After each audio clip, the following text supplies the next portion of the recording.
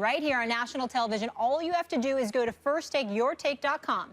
Then you upload a 1-minute video with your best original sports debate. Please keep it clean. No music, team logos, trademarks, or copyrighted material. 2 winners will be selected by our show staff.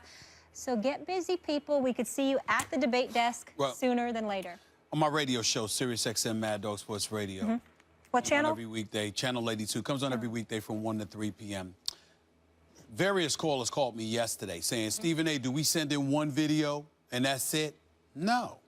The goal is for you to watch the show each day, and when you're watching the show, pick a debate that we broached and send it in. So you could actually send in a video every day. You could strike out on Monday, Tuesday, Wednesday, Thursday, hit on Friday. There you go. That's the goal. Watch and debate something. Don't bring me a debate from 6 months ago. No, I want to debate. Be relevant, and when I look every day at these videos, I want to see something that we discussed yesterday, and I want you to debate that. That's what I'm saying. Keep them fresh. That's what I'm looking for. And you're not limited to 1. You can send in a video each day. One day you might not get picked. Another day you might. You got it.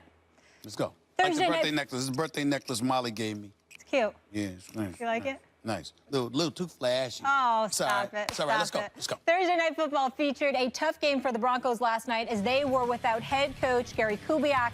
Chargers quarterback Phil Rivers threw for 178 yards and 1 TD, and the Chargers held off the Broncos 21-13. The victory may have saved Coach Mike McCoy's job, though. Stephen A., did you enjoy the game? No, I did not. I did not at all. Could y'all take that video off, put the camera on me right here? Thursday Night Football needs to go. It's horrible.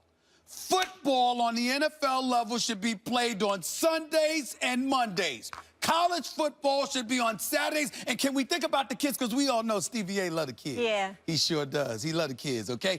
Give them Friday nights. I mean, what the hell is going on? The fact of the matter is, other than opening night, Jets, Bills, I'm not talking about Cam and Denver, that opened the season. But what I'm saying is this. The Bills and the Jets was the only good game. Patriots 27-0 over the Texans. That game stunk. Don't get me started with the Bengals Dolphins. I mean, you know you fell asleep. Don't even act like you stayed up to watch that snore fest, okay? I mean, give me a break. Give me a break. I mean, please, just stop it, okay? And then, of course, Chip Kelly and his San Francisco 49ers had the temerity to just sit up there and invade our airwaves and be on there against the Cardinals, which is a game they lost, okay? The 49ers lost. Thursday Night Football, somebody's at a disadvantage. Teams are tired.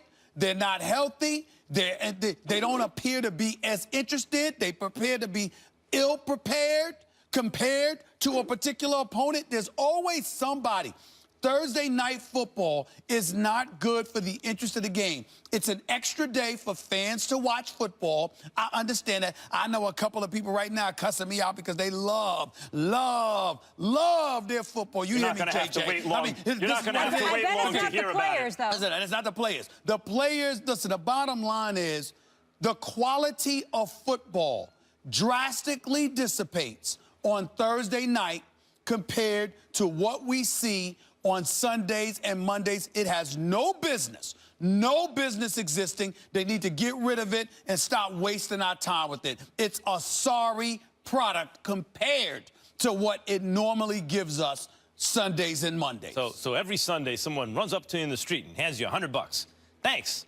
Then on a Thursday, they run up and they hand you $50. How dare you? Take this, crumple it up, and throw it back in their face. I want my 100 on Sunday. Your point is? Compared to Sunday, yes, it's an inferior product. Yes, that's all that matters. Sunday's a holiday. Compared to nothing, it is a superior product. For example, let's take the Bengals and the Dolphins a couple weeks ago. Dog of a game, right? Ill-prepared Thursday. By the way, there are things you could do to make Thursdays better in terms of bye weeks and when teams play, and they could figure it out a little better, but I had some action in that game in daily fantasy. I had a couple players going, and about 50% of the sports economy, particularly the NFL, it seems to me, is based on some form of gambling, including fantasy football. Was it interesting and exciting for me? Was I texting with my friends and talking trash about who's going to win the game and, like, had something invested emotionally in it? Fantasy. That's right. That's right. Sure, that's part of it, though. That's part of the entertainment.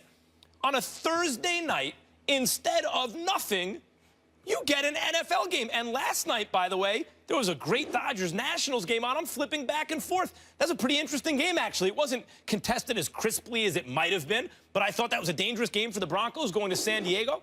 And there was some drama at the end. Oh, my God, are the Chargers going to blow it again? I enjoyed myself. Would it have been better played on Sunday? Yeah. But is it better than nothing? Duh, it's better than nothing. Thursday night, I'm watching football. Well, once again, you're trying to be slick, okay, and change the argument. Nobody was saying it's better. Nobody was disputing that it's better than nothing. That's what you're saying. No, I'm saying that the quality of Thursday's product for the NFL is clearly diminished compared to what we see on Sundays and Mondays. Not what you said. By virtue of that, that is what I said. You said get rid of Thursday night football. That's what I'm saying. Well, get rid of it. If you get rid of it, you're saying that nothing is better than what it is. No, that's not what I'm saying. I'm being slick. Well, listen to me. What I'm saying to you... Trying to distract me with all this jewelry? Sorry. Don't. Sorry. Oh. No. I'll leave right here. I'll put it back on. You need to focus, because I don't need you distracted. Stay with me. What I am saying, Max Kellerman, is this. The Thursday night product is inferior to what the NFL customarily gives us on a Sunday or a Monday. It is unfair to the viewer who has expectations of the NFL product. It is unfair to NFL players and coaches and people who have to prepare. And it is not good business to literally plaster an inferior product on national television on a weekly basis just to get a bit more money. By mere virtue of the fact that the Thursday night product appears to be watered down is enough of a reason for it to cease to exist. That is what I am saying. That's what I said. Therefore, you're making the argument that because it's inferior to Sundays, you would like to get rid of it. If you get rid of it, just so that we're very clear here, because I need you to focus too. Sure. If you get rid of it, there will be nothing there on Thursdays, right? So therefore, according to you, nothing is better than something. No, nothing is a worthy sacrifice for the overall integrity of the product. Not that it's better than nothing on a Thursday night. But you're compromising the integrity of the product. That's like you coming in here with a sweatsuit on. I mean, something would be wrong with that picture. I would be like, Max, do we need to talk? Something's wrong because I'm not used to seeing you. I'm always seeing you suited down. Is something wrong? And you would need to explain to me because that is unfamiliar territory for me. That's all I'm saying. Right. So Stephen A. cares about the kids. Of course, he sure does. Let me tell you what Max doesn't care about as a consumer of football. When I'm sitting down on a Thursday night, I'm not thinking about the kids, and I'm not thinking about the players or the coaches or Sunday. I'm thinking about it's Thursday night. Oh, look at this. There's a game on. I'm happy. Heartless. I want to sacrifice that. Heartless. You know, I mean, listen. In other words, I'm heartless, dude. Yeah, that's what I'm saying, man. That's what I'm saying. Live squad. Because take it all the way back. Again, I want to be clear. Yeah. It's not that it's not better than nothing. No, I get what you're saying. It's that you're compromising the integrity of the product because football thirds on Thursdays has not measured up. Do double headers in baseball compromise the integrity of the product? If it went away, you wouldn't miss it that much. Do you want to get rid of double headers in baseball? Oh, you really don't bring baseball? You going to compare baseball? Well, I mean, there's less about it. Max, do you realize that I got a good chance? Do you realize that if I play baseball, I have a good chance at success if I was in the outfield, eating some sunflower seeds and chilling out or smoking a cigar and chilling? The ball might not even come to me all game. Do you understand that? Do you understand that? You can't compare baseball to football. The point is, asinine. A baseball game during the day after a night game or a doubleheader, you can expect the second game to be inferior to the first. But you don't make the argument that since it's not as good as the normal product, you completely get rid of it. Listen, I'm not talking about getting rid of football. Just take your L. I'm talking about getting rid. Just take the L. I'm waiting to get one. I'm not talking about getting rid of the product. I'm talking about delaying it for 3 days. So it could be played on every other day. Yeah, I got all this football on Sunday I need. I got football on Sunday all day long. I want it on Thursday. Let's talk about football. So after winning 4 in a row, the Broncos have now dropped 2 straight to the Chargers and the Falcons. Have you lost faith in the Broncos? No, not at all. And I can't say I'm surprised so many people have because I saw this coming. Look, Broncos lost 4 games last year. Ain't going to go undefeated this year. And who have they just lost to? They lost to the 2 best offenses that they played in consecutive weeks, one at home, one on the road. The first time without their starting quarterback, the second time without their head coach. And I told you yesterday on this show, we were right here, I said this is a sneaky, tough game for them.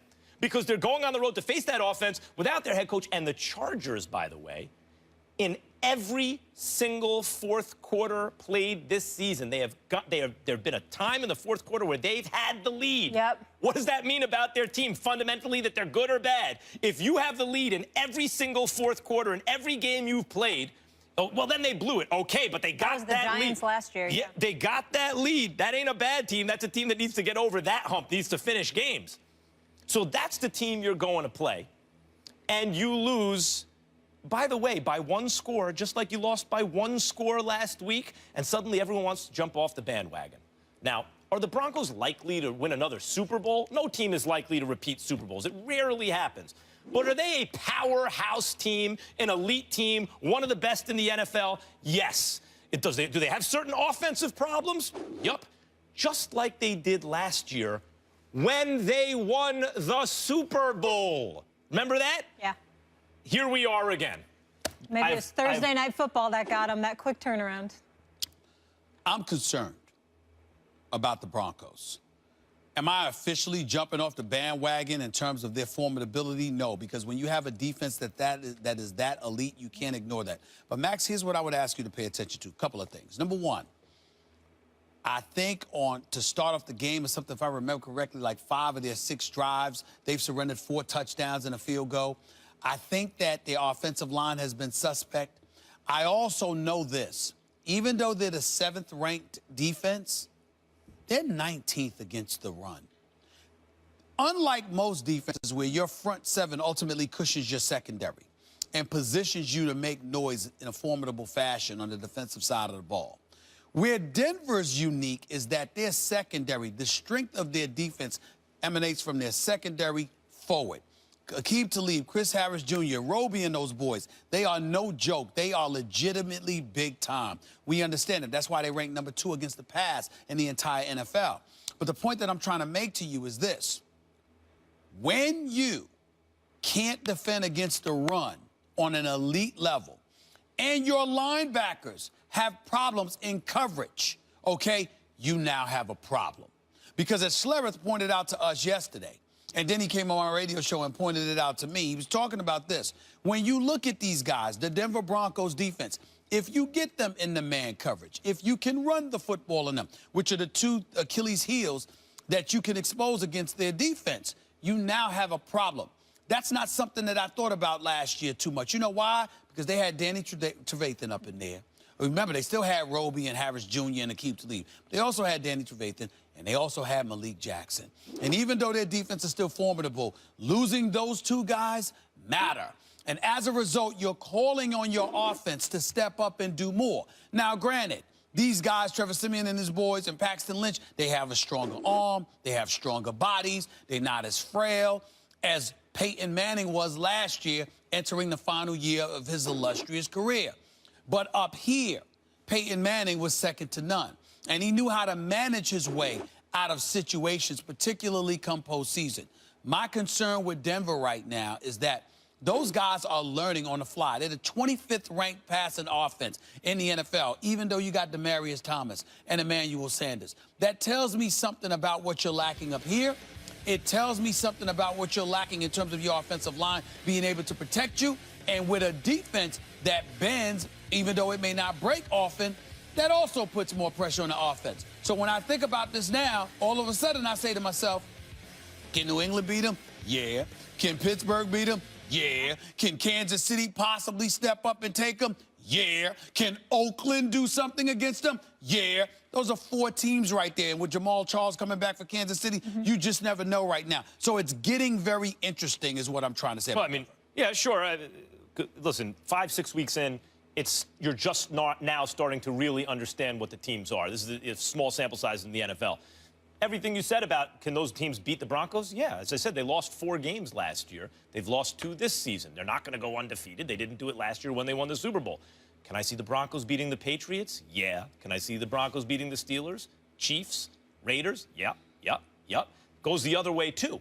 Now, you talk about what they're missing, Trevathan and especially Malik Jackson. Malik Jackson, I thought, was a real hit. In terms of the linebackers, though, you know, this idea that, and Schlereth brought it up yesterday, and obviously we defer to his, I mean, it goes without saying, to his football knowledge. Especially Broncos. But, of course, but when I hear things like you can isolate and exploit their linebackers in coverage, well, yeah, of course, because linebackers, that's not really what they do. I mean, the second, especially compared to that Broncos secondary. Broncos secondary is all-time great. The linebackers are not. All people are really saying is it's an imperfect team. I'm not saying they're perfect. I'm not saying they don't have weaknesses. They weren't perfect and had weaknesses last year when they won the Super Bowl. It's not the same as last year. All I'm saying is people are predictably overreacting to a loss against the league's best offense last week when the Broncos didn't have their starting quarterback, and a loss against the second-best offense this week when they didn't have their head coach, and both times they were one-score games. But here's your problem. Here's your problem, and this is a problem I don't like about you, especially with those eyes of yours. This is what I don't understand about you. You're one of those dudes that you always got to come up with some philosophical reason as to why people are wrong for looking at things a certain way. You got eyes just like everybody. As a matter of fact, better eyes than most of us. You can't just see. You can't just see what it is and what it isn't. You can't see that this team is not the same. You can't see that defensively they don't appear to be as formidable, particularly against the run. You can't see this. No team is the same, even within the same season. As I said with the Falcons yesterday or 2 days ago, the danger for them is actually peaking too early, as they may have done last year. This is the issue with the NFL. The team you start with, because it's such a physical sport, is not the team you necessarily end with. So had the Super Bowl been played in the first half of the season, even though the Broncos won their first 6 games, do they necessarily win it? No. By the end of the season, they were the best team in football. And that could easily happen right now. I don't see an appreciable difference between them this year and last year. I see more. Is it a little bit less than last year so far? Yes, clearly. They're not 6-0. But a little bit more or less the same thing. A little bit is all it takes with Tom Brady back in the Pittsburgh Steelers in that offense. A little bit is all it takes. A little bit is